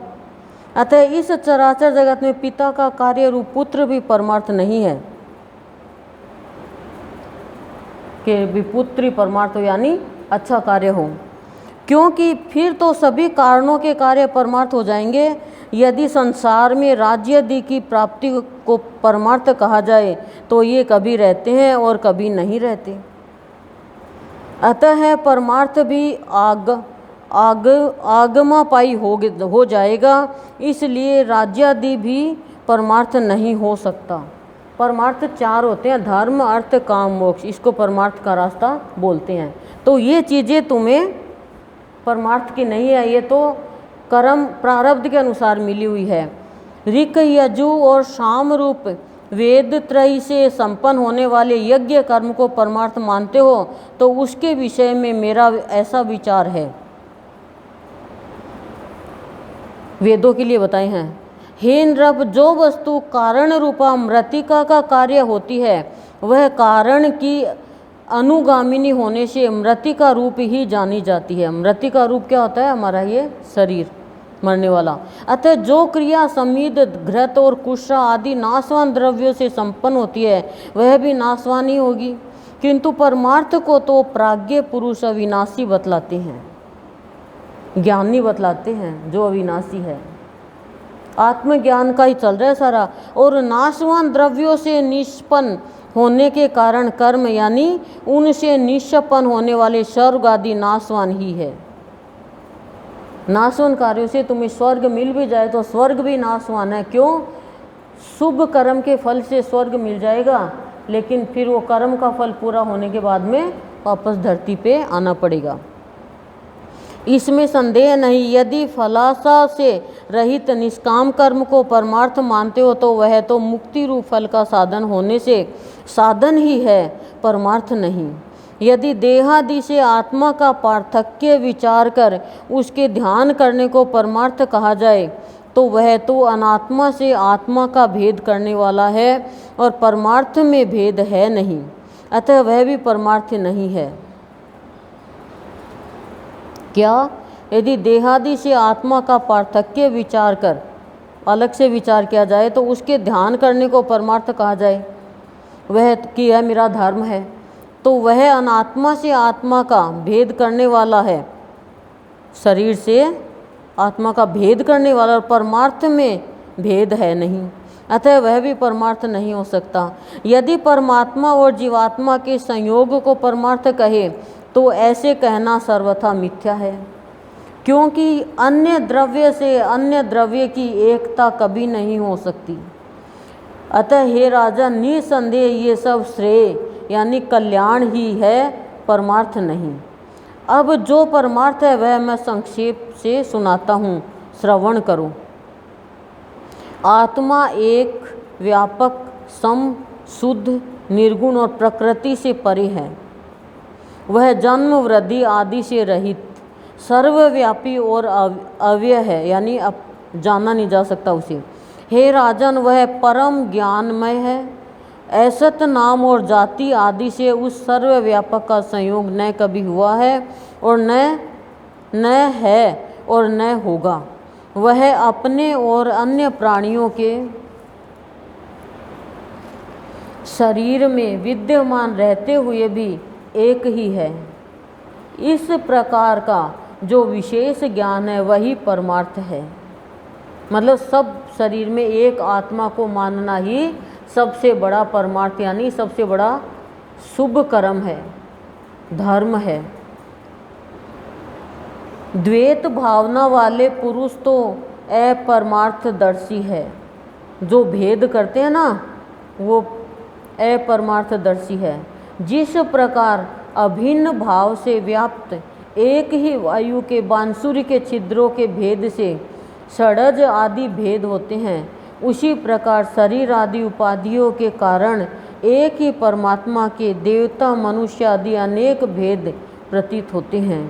एक रूप आत्मा के जो नाना भेद है वे बाह्य देहादि की कर्म प्रवृत्ति के कारण ही हुए हैं। समझ गए? एक रूप आत्मा के जो अलग अलग भेद हैं वे बाह्य देहादि की यानी शरीर की कर्म प्रवृत्ति के कारण हुए हैं। देवादि शरीरों के भेद का निराकरण हो जाने पर वह नहीं रहता, उसकी स्थिति तो अविद्या के आवरण तक ही है। कि देवादि शरीर, देवताओं का जो शरीर है उनके भेद का निराकरण यानी समाधान हो जाने पर वह नहीं रहता है, फिर उसकी स्थिति तो अविद्या के आवरण तक ही है। खाली अविद्या का आवरण जो है ना ये हट जाएगा तो फिर सारा ज्ञान हो जाएगा। इस प्रकार श्री विष्णु पुराण के दूसरे अंश में 14वां अध्याय समाप्त।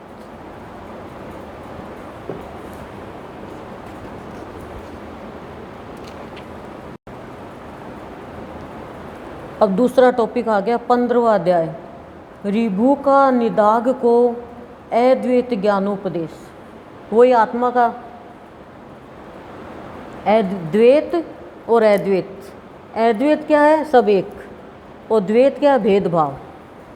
श्री पराशर जी बोले, हे मैत्रेय, ऐसा कहने पर राजा को मौन होकर मन ही मन सोच विचार करते देख वे विप्रवर यह अद्वैत संबंधिनी कथा सुनाने लगे। उनका ही चल रहा है। ब्राह्मण बोले, हे राज शार्दुल, पूर्व काल में महर्षि ऋभु ने महात्मा निदाघ को उपदेश करते हुए जो कुछ कहा था वह सुनो। हे भूपते, परमेष्ठी श्री ब्रह्मा जी का ऋभु नामक एक पुत्र था। वह स्वभाव से ही परमार्थ तत्व को जानने वाला था। पूर्व काल में महर्षि पुलस्त्य का पुत्र निदाघ उस ऋभु का शिष्य था। उसे उन्होंने अति प्रसन्न होकर संपूर्ण तत्व ज्ञान का उपदेश दिया। हे नरेश्वर, ऋभु ने देखा कि संपूर्ण शास्त्रों का ज्ञान होते हुए भी निदाघ की अद्वैत में निष्ठा नहीं है। हमारी भी यही स्थिति है। जिस दिन हमारी सत्संग में आते आते गुरु की जो दृष्टि देता ना, गुरु कहता ना मेरी आंखों में देख, मेरी आंखों से देख, मुझे देख, वो क्या अद्वैत दृष्टि है। अद्वैत दृष्टि हो जाएगी, फिर कोई हमारे जीवन में जाति भेद नहीं रहेगा, कोई अमीर गरीब नहीं रहेगा, कोई से ईर्ष्या नहीं करेंगे, फिर एक ही नज़र आएगा। अब चीनी है, चाहे छोटी छोटी चीनी है, और चीनी है वो कहीं पे डाल दो, चाहे बताओ उनमें भेद है क्या? किसी की दुकान से लेके आओ, वही आत्मा है बस, वो चीनी उस समय दे। और चीनी में कोई ये भी नहीं है कि ये इस जाति की है, सब लाएंगे। उस समय देविका नदी के तीर पर पुलस्त्य जी का बसाया हुआ वीरनगर नामक एक अति रमणीक और समृद्धि संपन्न नगर था। हे पार्थिवोत्तम, रम्य उपवनों से सुशोभित उस पूर्व काल में ऋभु का शिष्य योगवेता निदाघ रहता था। महर्षि ऋभु अपने शिष्य निदाघ को देखने के लिए 1 सहस्त्र दिव्य वर्ष बीतने पर उस नगर में गए। जिस समय निदाघ बलिवेश्य देव के अनंतर अपने द्वार पर यानी अतिथियों की प्रतीक्षा कर रहा था, वे उसके दृष्टिगोचर हुए और वह उन्हें द्वार पर पहुँच अर्धे दान पूर्वक अपने घर में ले गई। उस द्विज श्रेष्ठ ने उनके हाथ पैर धुलाए और फिर आसन पर बिठाकर आदर पूर्वक कहा, भोजन कीजिए।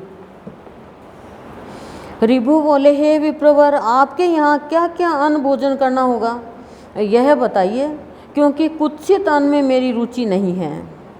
निदाघ ने कहा, हे द्विज श्रेष्ठ, मेरे घर में सत्तू, जौ की लपसी, कंदमूल, फलादी तथा पुए बने हैं। आपको इनमें से जो कुछ रुचे वही भोजन कीजिए।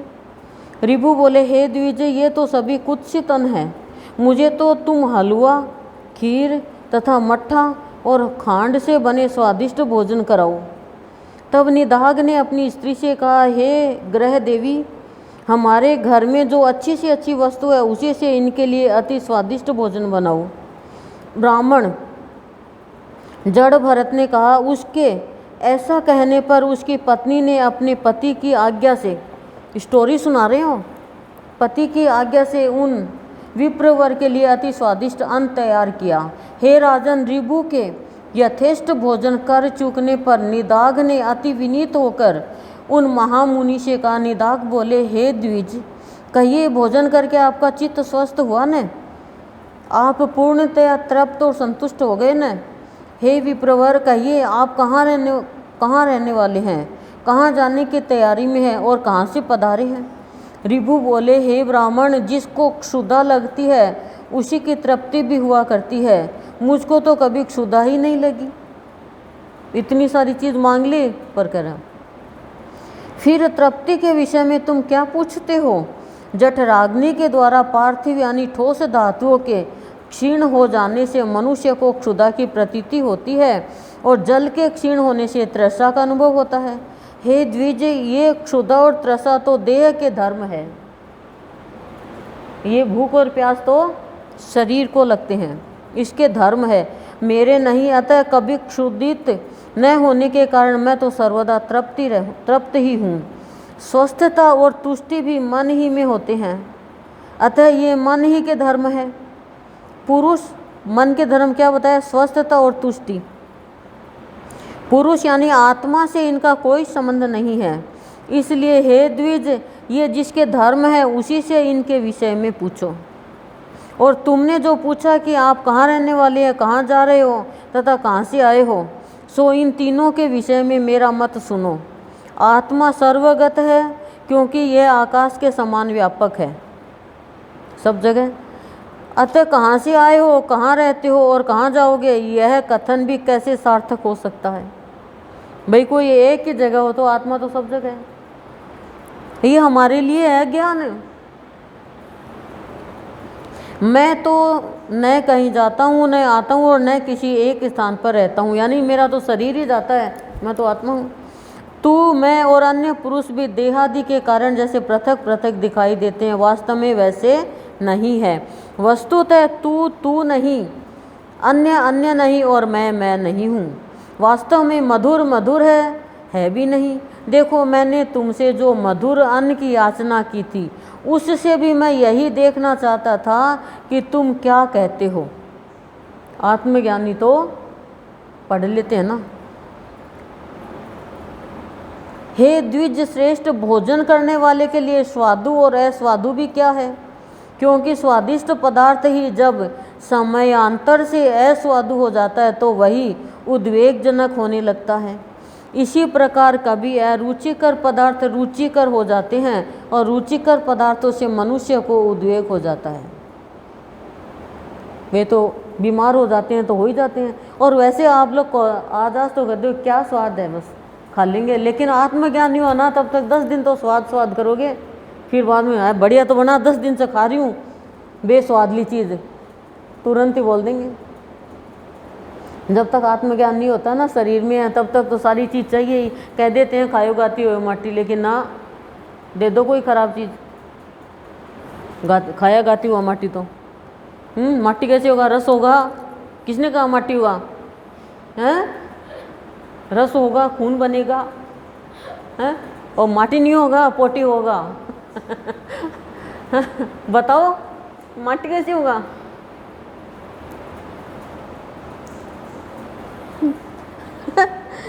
मधुर वास्तव में इसी प्रकार कभी अरुचिकर पदार्थ रुचिकर हो जाते हैं और रुचिकर पदार्थों से मनुष्य को उद्वेग हो जाता है। छाछ अच्छी लगती है, जुकाम में अरुचिकर हो जाएगी। ऐसा अन्न भला कौन सा है जो आदि मध्य और अंत तीनों काल में रुचिकर ही हो। जिस प्रकार मिट्टी का घर मिट्टी से लीपने पोतने से दृढ़ होता है, उसी प्रकार यह पार्थिव देह पार्थिव अन्न के परमाणुओं से पुष्ट हो जाता है, जो गेहूँ मूंग घृत तेल दूध दही गुड़ और फल आदि सभी पदार्थ पार्थिव परमाणु ही तो है। इनमें से किसी को स्वादु कहे और किसी को अस्वादु। अतः ऐसा जानकर तुम्हें इस स्वादु अस्वादु का विचार करने वाले चित्त को समदर्शी बनाना चाहिए, क्योंकि मोक्ष का एकमात्र उपाय समता ही है। मोक्ष का एक उपाय क्या, समता ही है। लेकिन हम तो कभी बना लिया, ये मैंने बनाया कैसा बना, और बना खाने वाला क्या कहेगा, हाँ वही बढ़िया बने। बढ़िया चीज़ को नहीं है वही बढ़िया बनी, हाँ मैंने बनाया है। बढ़िया नहीं बनाए तो फिर कभी बना के खिलाई नहीं। बोलो, ये ऐसा है। कई बार तो घर बैठे ही परमार्थ हो जाता है, पुरुषार्थ हो जाता है।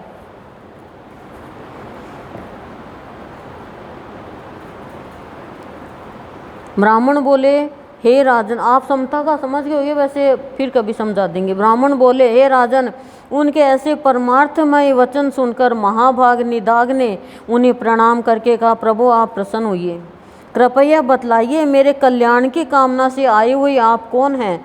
हे द्विज, आपके इन वचनों को सुनकर मेरा संपूर्ण मोह नष्ट हो गया है। बस ये वचन सुनकर ही हमारा मोह नष्ट हो जाएगा एक दिन, और हो भी रहा है थोड़ा थोड़ा। तो खराब चीज़ से मोह नष्ट हो रहा है, थोड़ा थोड़ा तो जानकारी हो ही रही है, नहीं तो खराब चीज़ भी दीपावली में समेट समेट के रख देते हैं। रिभु बोले, हे द्विज, मैं तेरा गुरु रिभु हूँ, तुझको सम सद्धि सद विवेकिनी बुद्धि प्रदान करने के लिए मैं यहाँ आया हूँ। अब मैं जाता हूँ, जो कुछ परमार्थ है वह मैंने तुझसे कह ही दिया है। इस परमार्थ तत्व का विचार करते हुए तू इस संपूर्ण जगत को एक वासुदेव परमात्मा ही का स्वरूप जान, इसमें भेदभाव बिल्कुल नहीं है। ब्राह्मण बोले, तदंतर निदाग ने बहुत अच्छा कहे उन्हें प्रणाम किया और फिर उससे परम भक्ति पूर्वक पूजित हो रिभु स्वेच्छानुसार चले गए। इस प्रकार श्री विष्णु पुराण के दूसरे अंश में 15वां अध्याय समाप्त। हमारे गुरुदेव भी तो ये भी कहते हैं, हम मैं तुम्हारा गुरु हूँ, पर हमें मार्ग चाहिए कि प्रभु हमें परमार्थ का, पुरुषार्थ का, श्रेय का, मुक्ति का मार्ग बताओ। बता दिया इसमें गुरुदेव भी तो बता रहे हैं समता का मार्ग। समता क्या, जैसा मिला वैसा खा लिया। 16वां अध्याय रिभु की आज्ञा से, अब ये छोड़ नहीं सकते क्योंकि इसी का टॉपिक है।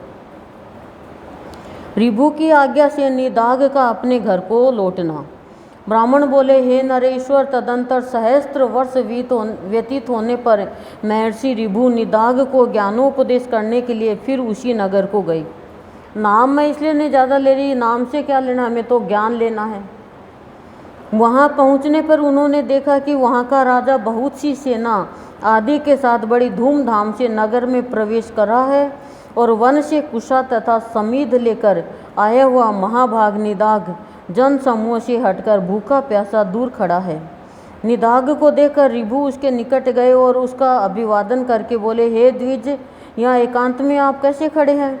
निदाघ बोले, हे विप्रवर, आज इस अति रमणीक नगर में राजा जाना चाहता है, सो मार्ग में बड़ी भीड़ हो रही है, इसलिए मैं यहाँ खड़ा हूँ। ऋभु बोले, हे द्विज श्रेष्ठ, मालूम होता है आप यहाँ की सब बातें जानते हैं, अतः कहिए इनमें राजा कौन है और अन्य पुरुष कौन है? निदाघ बोले, यह जो पर्वत के समान ऊंचे मत गजराज पर चढ़ा हुआ है वही राजा है तथा दूसरे लोग परिजन हैं। ऋभु बोले, आपने राजा और गज दोनों एक साथ ही दिखाए, किंतु इन दोनों के पृथक पृथक विशेष चिन्ह अथवा लक्षण नहीं बतलाए कि वह जो पर्वत के समान ऊंचे मत गजराज पर चढ़ा हुआ है वही राजा है। अब दो चीज़ दिखा दी, ठीक है ना? आप ध्यान दे रहे हो ना? मेरे को लगा ध्यान इसलिए रिपीट करना पड़ा। तो ऋभु बोल रहे हैं, आपने राजा और गज दो चीज़ दिखा दी, दोनों एक साथ ही दिखाए, किंतु इन दोनों के पृथक पृथक विशेष चिन्ह अथवा लक्षण नहीं बतलाई। अतः हे महाभाग, इन दोनों में क्या क्या विशेषताएं यह बतलाइए, मैं यह जानना चाहता हूँ कि इनमें कौन राजा और कौन गज यानी हाथी है। निदाघ बोले, इनमें जो नीचे है वह गज है और उसके ऊपर राजा है। हे द्विज, इन दोनों का बाह्य वाह का संबंध है, इस बात को कौन नहीं जानता कि बाहर का ही संबंध है इनका। तो ऋभु बोले, ठीक है, किंतु हे ब्राह्मण, मुझे इस प्रकार समझाइए जिससे मैं यह जान सकूं कि नीचे इस शब्द का वाच्य क्या है और ऊपर किसे कहते हैं। ब्राह्मण ने कहा, ऋभु के ऐसा कहने पर निदाघ ने अकस्मात उनके ऊपर चढ़कर कहा, सुनिए, आपने जो पूछा है वही बतलाता हूँ। इस समय राजा की भांति मैं तो ऊपर हूँ और गज की भांति आप नीचे हैं। वो ऊपर चला गया। हे ब्राह्मण, आपको समझाने के लिए ही मैंने यह दृष्टांत दिखलाया है। ऋभु बोले, हे द्विज श्रेष्ठ, यदि आप राजा के समान हैं और मैं गज के समान हूँ तो यह बताइए कि आप कौन है और मैं कौन हूँ। बहुत गूढ़ ज्ञान है। ब्राह्मण ने कहा, ऋभु के ऐसा कहने पर निदाघ ने तुरंत उनके दोनों चरण पकड़ लिए और कहा, निश्चय ही आप आचार्य चरण महर्षि ऋभु है। हमारे आचार्य जी के समान अद्वैत संस्कार युक्त चित्त और किसी का नहीं है। संस्कार युक्त चित्त, जिसके अंदर अद्वैत भावना आ जाती है, उसके संस्कार अच्छे बन जाते हैं, उसके चित्त में दिव्य संस्कार आ जाते हैं। अतः मेरा विचार है कि आप हमारे गुरु जी ही आकर उपस्थित हुए हैं। गुरु तो सबको ज्ञान देना चाहता है, अवसर भी देते हैं। अभी हमें अवसर ही मिल रहा है विष्णु पुराण के माध्यम से, कर्म के माध्यम से हमें श्रीमद् भागवत गीता का मिला।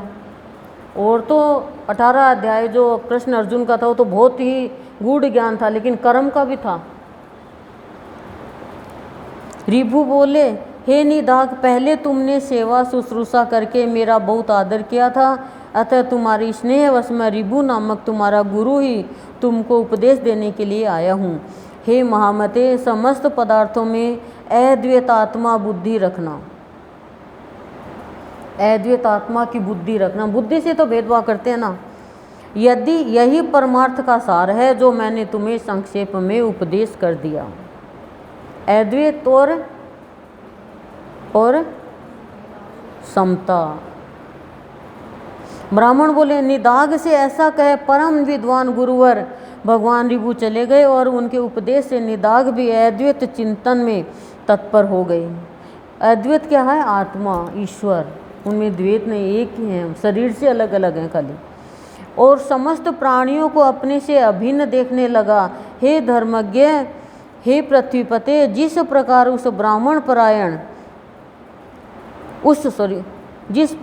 ब्रह्मपरायण ब्राह्मण ने परम मोक्ष पद प्राप्त किया, उसी प्रकार तू भी आत्मा, शत्रु और मित्रादि में समान भाव रखकर अपने को सर्वगत जानता हुआ मुक्ति लाभ कर।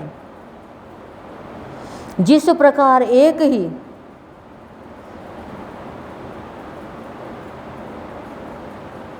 क्या बोले ब्राह्मण ने कहा, किसने कहा? उसने, जड़ भरत काया है कि निदाग ने से ऐसा कहे परम विद्वान गुरुवर भगवान रिभु चले गए और उनके उपदेश से निदाग भी अद्वैत चिंतन में तत्पर हो गया और समस्त प्राणियों को अपने से अभिन्न देखने लगा। हे धर्मज्ञ, हे पृथ्वीपते, जिस प्रकार उस ब्रह्मपरायण ब्राह्मण ने परम मोक्ष पद प्राप्त किया, उसी प्रकार तू भी आत्मा, शत्रु और मित्र आदि से समान भाव रखकर अपने को सर्वगत जानता हुआ मुक्ति लाभ कर। मुक्ति का लाभ उसी को मिलेगा जिसको अद्वैत ज्ञान हो गया, नहीं तो मुक्ति नहीं मिलेगी। स्वर्ग मिल जाएगा आपको, स्वर्ग में जाना चाहते हो, स्वर्ग में ज्ञानी नहीं जाना चाहता। और स्वर्ग में चले गए अप्सरा बन के तो न जाने इंद्र किसके तप भंग करने के लिए भेज देगा और नचाएगा अपने आगे। जिस प्रकार एक ही आकाश श्वेत, नील आदि भेदों वाला दिखाई देता है, उसी प्रकार भ्रांत दृष्टियों को एक ही आत्मा पृथक पृथक दिखता है। इस संसार में जो कुछ है वह सब एक आत्मा ही है और वह अविनाशी है, उससे अतिरिक्त और कुछ भी नहीं है। मैं, तू और ये सब आत्मस्वरूप ही है, अतः भेद ज्ञान रूप मोह को छोड़। अब श्री पराशर जी बोल रहे हैं, उनके ऐसा कहने पर शौवीर राजा ने परमार्थ दृष्टि का आश्रय लेकर भेद बुद्धि को छोड़ दिया। वही राजा जो जड़ भरत से वार्तालाप कर रहे हैं, शौवीर राज ने परमार्थ दृष्टि का आश्रय लेकर भेद बुद्धि को छोड़ दिया और वे जाति स्मर ब्राह्मण श्रेष्ठ भी बोधयुक्त होने से उसी जन्म में मुक्त हो गए। इस प्रकार महाराज भरत के इतिहास के इस सारभूत वृतांत को जो पुरुष भक्तिपूर्वक कहता या सुनता है उसकी बुद्धि निर्मल हो जाती है। देखो, भक्तिपूर्वक कहता और भक्तिपूर्वक कोई सुनता है तो अपन तो भक्तिपूर्वक ही सुन रहे हैं सारे। उसे कभी आत्मविस्मृति नहीं होती, हमेशा आत्मा की याद बनी रहती इसकी, और वह जन्म जन्मांतर में मुक्ति की योग्यता प्राप्त कर लेता है। ओम शांति शांति शांति प्रशांति। इस प्रकार श्री विष्णु पुराण के दूसरे अंश में 16वां अध्याय समाप्त हो गया। इस प्रकार श्री पराशर मुनि द्वारा विरचित श्री विष्णु पुरत्व निर्णायक श्री विष्णु महापुराण का दूसरा अंश भी समाप्त हो गया। कल तीसरा अंश शुरू होगा।